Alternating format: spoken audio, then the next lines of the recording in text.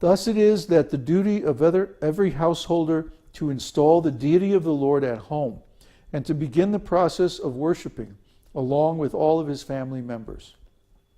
This will save everyone from such unwanted activities as going to clubs, cinemas, and dancing parties, smoking, drinking, etc. All such nonsense will be forgotten if one stresses the worship of the deities at home. Now try to understand. Why do people do all these nonsense things? They're bored. They have time on their hands. But if you start to worship the deity, you'll quickly find that the different ceremonies and different procedures of worship are a bit time-consuming. We're just worshiping the minimum. We make a little offering at lunchtime. We don't eat breakfast usually. And then in the evening we have our arti ceremony. We don't even do arti during the day, but yet we're fully engaged because we're serving the deity by spreading his glories all over the world. That's our main service. So we spend a lot of time preaching. That's also a kind of deity worship. Rupa Goswami further writes, "My dear foolish friend, I think that you have already heard some of the auspicious Srimad Bhagavatam, which decries seeking results of fruitive activities, economic development, and liberation. I think that now it is certain that gradually the verses of the 10th canto of Srimad Bhagavatam describing the pastimes of the Lord will enter your ears and go into your heart." So everyone in this material world is foolish. We're all fools. That's why we're here. We wouldn't be here unless we were fools. So the process of devotional service is how to stop being a fool and how to get out of this material world, how to go back to the original spiritual world and spiritual identity. In the beginning of Srimad Bhagavatam, it is said that unless one has the ability to throw out, just like garbage, the fruitive results of ritualistic ceremonies, economic development, and becoming one with the Supreme, or salvation, or liberation, one cannot understand Srimad Bhagavatam. Bhagavatam deals exclusively with devotional service. Only one who studies Srimad Bhagavatam in the spirit of renunciation can understand the pastimes of the Lord which are described in the 10th canto.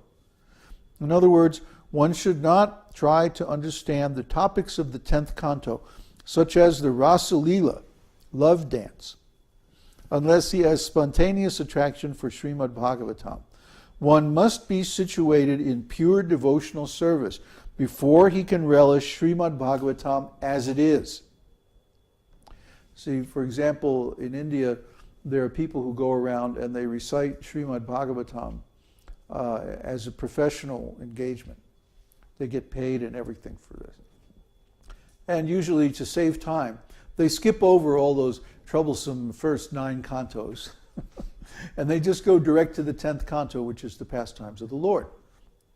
Now, the problem with this is that, as stated in the first canto, that you can't understand Srimad Bhagavatam unless you are a pure devotee. And these people aren't pure devotees. So they really need to hear this. It's a warning. It says that don't try to relish the pastimes of the Lord unless you're a pure devotee. You won't get it. You will misunderstand. You will think that these are some kind of material activities, and then who knows, you may even try to imitate and so on. Uh-oh. Big trouble.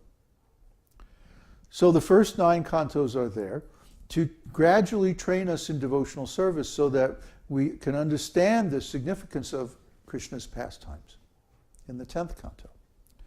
Or as Srila Prabhupada describes, this Srimad Bhagavatam is ontological education. And one has to go through the categories given in the first 9 cantos before he can relish the substance that's in the 10th canto. This is ontological language. Categories and substances. When you have an ontology is simply a bunch of categories that describe different substances and their relationships among those substances. And it says right in the second canto that these, the subject of transcendence is described as three transcendental substances, known as Brahman, Paramatma, and Bhagavan. Okay? So if you don't understand these three substances, all the qualities, all the different manifestations, the activities, and the interactions between these three transcendental substances and the whole class of related substances which are called the energies of the Lord. If you don't understand this very complex science, then you will never be able to understand the Lord's pastimes in the 10th canto. You will take it as an ordinary story or something like that. Somehow you'll misunderstand. You won't understand exactly that this is the absolute truth, enjoying his energies, which he has every right to do, but only he has the right to do. See? He is on a fundamentally different ontological platform than we are. So we can't imitate him. And if we try, it becomes sinful activities. So, read Srimad Bhagavatam from the beginning. Don't read the end first. That's bad.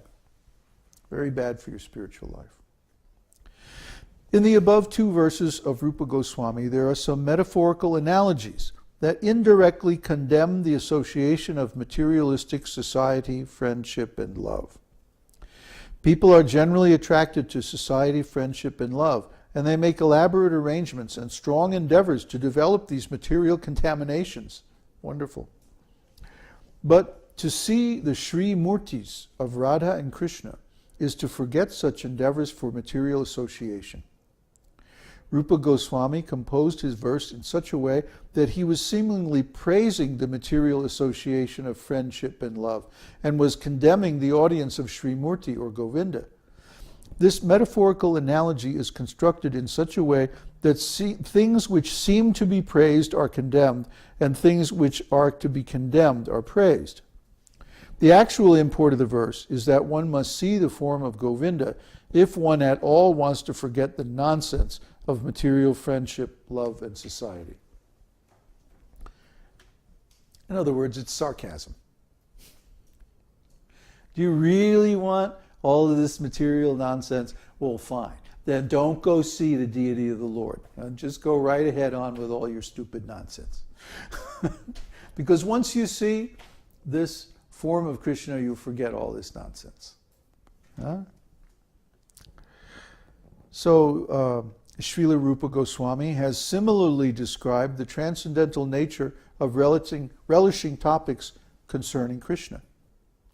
A devotee once said, "It is very astonishing that since I have seen this personality of Godhead, who is washed by the tears of my eyes, there is shivering in my body, and he has made me a failure in executing my material duties. Since seeing him, I cannot remain silently at home.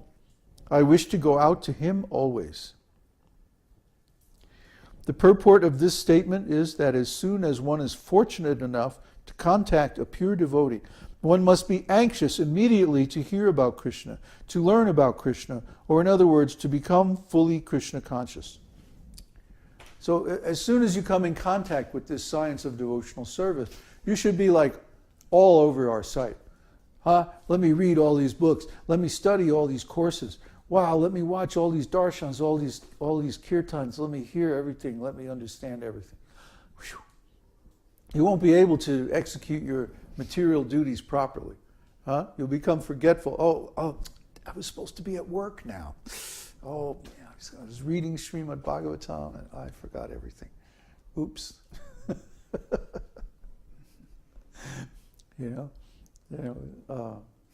Either wife or husband say, "Where's my dinner?" "Oh, sorry, I was chanting. I forgot to cook." It leads to all kinds of trouble. And I'm laughing because actually it's funny, All these things are simply distractions from the real life of devotional service. You might want to fix that fire. It's kind of going out. So when we forget about them, then that means we're becoming absorbed in transcendental life. And this is a good thing. This is a symptom of making advancement in devotional service. Huh?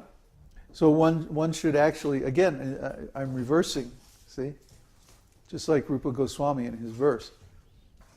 He's praising that which should be condemned and condemning that which should be praised, right?